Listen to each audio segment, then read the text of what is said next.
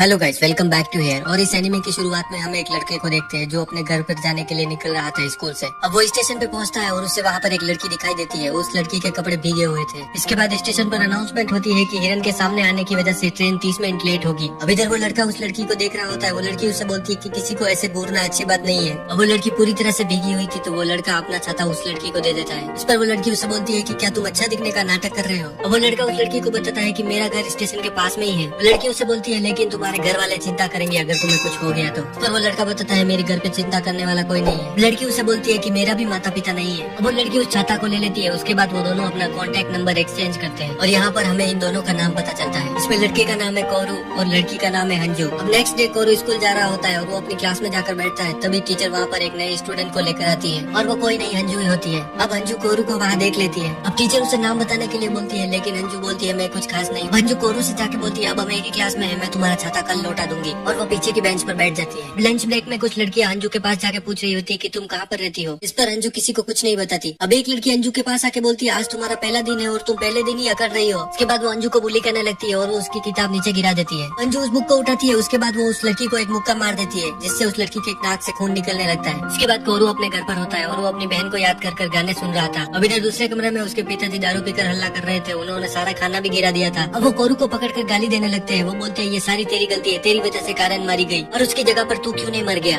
कोरू वहाँ से भाग जाता है और वो अपनी जान लेने के लिए ट्रेन के सामने आने की कोशिश करता है लेकिन वो नहीं कर पाता और वो वहाँ जंगल में गिर जाता है। अब कोरू उस जंगल में चल रहा था तभी उसे वहाँ पर एक अजीब सी गुफा दिखाई देती है और कोरू उस गुफा के अंदर चला जाता है। थोड़ी देर चलने के बाद उसे एक सैंडल मिलता है और वो उसकी सिस्टर का था। उस पर उसका नाम भी लिखा हुआ था जो मर गई है। अब कोरू भागकर थोड़ा और आगे जाता है तभी उसके हाथ पर आकर एक पैरोट बैठ जाता है। पैरोट गाना गाने लगता है और कोरू को याद आता है ये तो वही गाना है जो मैंने मेरे पालतू पैरोट को सिखाया था, लेकिन वो पैरोट तो मेरी सिस्टर के साथ ही मर गया था। अब कोरू उस पैरोट को लेकर उस गुफा से निकल जाता है। अब वो अपने घर पर होता है तभी उसके पिताजी उसके गले लगकर बोलते हैं ऐसे कभी मत जाना, तुम्हें गए हुए एक हफ्ता हो गया है। अब कोरू सोच रहा होता है एक हफ्ता कैसे हो गया। उसके बाद वो अपने मोबाइल में चेक करता है तो एक हफ्ता गुजर गया होता है। असल में ऐसा इसलिए हुआ क्योंकि उस गुफा का टाइम और बाहर का टाइम अलग चलता है। अब नेक्स्ट डे कोरू स्कूल जाता है और उसका दोस्त उससे पूछ रहा होता है कि तुम एक हफ्ते से कहाँ गायब थे। तभी वहाँ पर अंजू आती है। वो बोलती है अगर तुम कल स्कूल आओगे तो मैं तुम्हारा छाता लौटा दूंगी। अब स्कूल खत्म होने के बाद कोरू फिर से उस गुफा में जाने के लिए वहाँ पहुँचता है और वो गुफा के अंदर जाता है। वो देखता है कि उसका पीछा करते हुए अंजू भी उस गुफा के अंदर आ गई है। अब वो अंजू को पकड़कर उस गुफा से बाहर निकालता है। उसके बाद वो अंजू को बताता है कि इस दुनिया का समय और इस टनल का समय अलग अलग चलता है और ऐसा लगता है कि ये टनल इच्छा पूरी करता है। अंजू बताती है लेकिन हम सिर्फ 5 सेकंड अंदर थे और यहाँ बाहर 5 घंटे बीत गए हैं। इसके बाद अंजू कोरू से बोलती है कि मेरी भी एक इच्छा है तो क्यों ना हम साथ में काम करें और इस टनल के बारे में और जाने। अब इसके बाद वो उस टनल पर रोज आने लगते हैं। अंजू कोरू को कॉल ऑन रखकर अंदर जाने के लिए बोलती है। उसे बोलती है कि कुछ भी बात करते रहो और वो अंजू को बोलता है कि तुमने उस लड़की को मौका क्यों मारा। अंजू उसे बताती है कि वो पहली इंसान है जिसे मैंने मारा। उसकी कॉल अचानक से कट जाती है और वो भाग के बाहर आता है। वो बताता है कि मैं उस पिलर से पार गया और मेरी कॉल कट गई। अब इसके बाद वो वहाँ पर रेगुलरली आने लग जाते हैं। एक दिन अंजू वहाँ से निकलने के लिए ऊपर चढ़ रही थी तभी उसका पैर फिसलता है और वो कोरू के ऊपर गिर जाती है। उसके बाद वो नीचे गिर जाते हैं। हम देखते हैं कि अंजू कोरू के नीचे होती है। उसके बाद वो वहाँ पर फिर से आते हैं। अंजू कोरू को बोलती है जैसे ही तुम उस पार जाओगे मैं तुम्हें मेल भेजूंगी। इसके बाद कोरू उस पिलर के पास जाता है। अंजू उसे मैसेज भेजती है। अब वो पीछे मुड़ के देखता है तो उसे अंजू वहाँ पर घूमते हुए दिखाई देती है। कोरू उस पिलर से इस पार आता है और अंजू उसे बताती है मैं तुम्हारा 7 घंटे से यहाँ पर इंतजार कर रही हूँ। अब कोरू उसे बताता है लगता है इस पार से उस पार मैसेज नहीं जा सकता। इसके बाद वो एक दिन एक्वेरियम में घूमने जाते हैं। अब वो एक्वेरियम के अंदर मजे कर रहे होते हैं तभी अंजू कोरू से बोलती है जब तुम उस पिलर के पार गए तो मैं बहुत ही डर गई थी, मुझे तुम्हारी फिक्र हो रही थी। इसके बाद अंजू कोरू से पूछती है कि तुम कभी हंसते क्यों नहीं, मैंने तुम्हें कभी हंसते हुए नहीं देखा। अब कोरू उसे बताता है कि मैं इस एक्वेरियम में पहले भी आया हूँ मेरे माता पिता और छोटी बहन के साथ जब वो जिंदा थी और उसकी मौत पेड़ से गिरने पर हो गई और इस वजह से मेरा पूरा परिवार खत्म हो गया। मेरी मॉम मेरे डैड को छोड़कर चली गई और अब मैं उस टनल की मदद से अपनी बहन को वापस लाना चाहता हूँ। अब इसके बाद वो फिर से उस टनल में जाते हैं और उन्हें वहाँ पर अंजू के लिखे हुए मांगा मिलते हैं और वो उन मांगा को लेकर वापस बाहर आ जाते हैं। अब बाहर बारिश हो रही थी तो कोरू के कपड़े पूरी तरह से भीग जाते हैं। कोरू बोलता है अगर मैं अभी घर गया तो मेरे पिताजी मुझे क्या क्या सुनाएंगे। इस पर अंजू उसे बोलती है अगर तुम चाहो तो मेरे घर आ सकते हो। अब वो दोनों अंजू के घर पर होते हैं। अंजू उसे कपड़े देती है पहनने के लिए। अब कोरू को अंजू के घर में बहुत सारी मांगा दिखाई देती है। वो उसमें से एक मांगा को उठाकर पढ़ रहा होता है। अंजू उसे बताती है ये मेरे दादाजी ने लिखी है। कोरू उसे बोलता है लगता है जो मांगा टनल से निकले थे वो तुमने लिखे थे। इस पर अंजू उसे पूछती है कि तुम्हें कैसे पता चला। अब अंजू उसे बताती है हाँ ये मांगा मैंने ही लिखे है। कोरू उससे पूछता है कि तुमने इन्हें सबमिट क्यों नहीं किया। अंजू उसे बताती है कि तुम्हें पता भी है कितना कंपटीशन है और इस देश में कितने मांगाकार है। अब वो कोरू को बताती है कि मेरे दादाजी भी एक मांगाकार थे लेकिन उनकी मांगा इतनी चली नहीं, लेकिन फिर भी मेरे दादाजी मांगा बनाते गए और जब मैंने अपने माता पिता को बताया कि मैं एक मांगाकार बनना चाहती हूँ तो उन्होंने मुझे घर से बाहर निकाल दिया।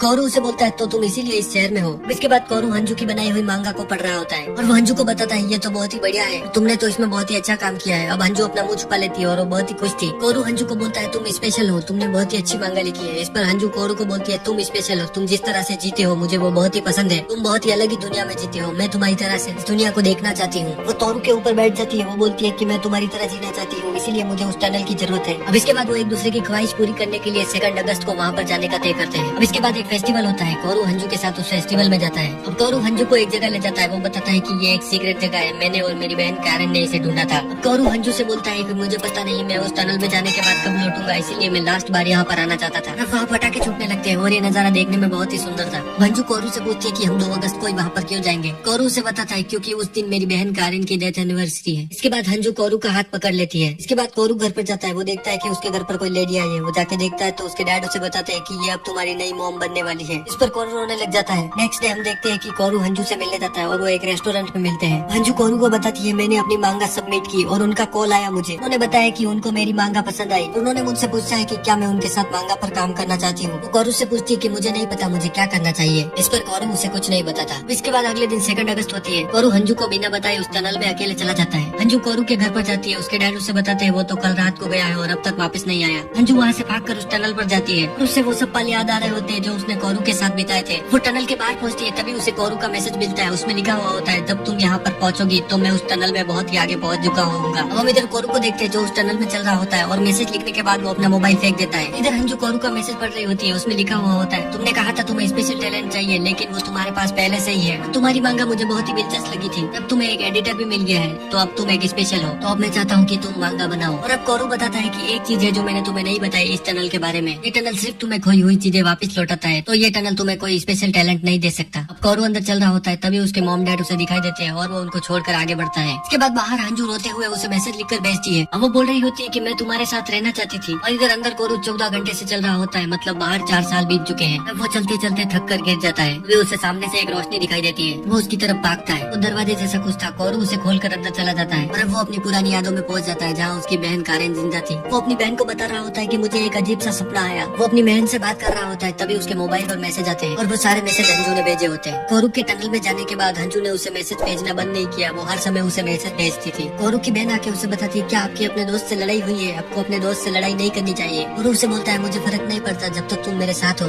कोरू की बहन उससे बोलती है कि मुझे पता है आप मुझसे प्यार करते हो लेकिन आपको दूसरे लोगों से भी प्यार करना चाहिए। इसके बाद कोरू दरवाजा खोलकर बाहर जाने लगता है, तभी उसकी सिस्टर उसे बोलती है कि मैं आपसे बहुत ही प्यार करती हूँ, प्लीज अपना ख्याल रखना। वो हम इधर हंजू को देखते हैं जो बहुत ही अच्छी मांगाकार बन चुकी थी। जब दूसरी तरफ कोरू टनल में दौड़ रहा होता है और उसे दौड़ते हुए वही सब यादें याद आ रही होती है जो उसने हंजू के साथ बिताई थी। वो भागते हुए हंजू को मैसेज भेज रहा होता है, तभी वो अचानक से वहाँ पर गिर जाता है और वो बेहोश हो जाता है। इधर हंजू अपने काम के सिलसिले में किसी से मिलने जाती है। वो उससे पूछता है कि तुमने ये छाता हमेशा से अपने साथ रखा है, क्या ये तुम्हें किसी खास ने दिया है। अब इसके बाद हंजू उसी स्टेशन पर बैठी होती है जहाँ वो कोरू से पहली बार मिली थी और वहाँ अनाउंसमेंट होती है कि ट्रेन 30 मिनट लेट होगी और उसे अचानक से कोरू की याद आती है और वो रोने लग जाती है। अब उसे एक मैसेज आता है जो कोरू की तरफ से था और उसमें लिखा हुआ था कि मैं तुमसे प्यार करता हूँ। हंजू भागते हुए उस टनल की तरफ जाती है। अब इधर कोरू जैसे ही अपनी आंखें खोलता है वो देखता है कि हंजू ने उसे पकड़ रखा है और वो उसे बताती है कि मैं तुम्हें लेने आई हूँ और मुझे तुम्हारा मैसेज मिला था। इसके बाद उन दोनों में एक किस होता है और वो टनल से बाहर आते हैं। कोरू बोलता है काफी कुछ बदल चुका होगा, लेकिन हंजू उसे बताती है कि 1000 साल तो नहीं बीते। कोरू बोलता है अब मैं तुम्हारी मांगा पढ़ पाऊंगा। हंजू पूछती है कि तुम्हें कैसे पता चला। इस पर कोरू बताता है कि मुझे तुम्हारे सारे मैसेज मिले थे। इसके बाद वहाँ पर बारिश शुरू हो जाती है। हंजू के हाथ में वही छाता होता है और कोरू उसे बारिश से बचने के लिए खोल लेता है। अब कोरू उसे पूछता है क्या तुम ये छाता हमेशा अपने साथ रखती थी। इस पर हंजू उसे बताती है आखिरकार मुझे ये तुम्हें लौटाना जो था। कोरू बोलता है लेकिन इसमें तो 13 साल लग गए। हंजू बोलती है ये बातें तो हम बाद में भी कर सकते हैं, चलो। और अब ये एनीमे इसी के साथ खत्म होता है। और अगर इसमें से आपको कुछ भी अच्छा लगा हो तो वीडियो को लाइक कर देना और कमेंट सेक्शन में वाइट हार्ट कर देना।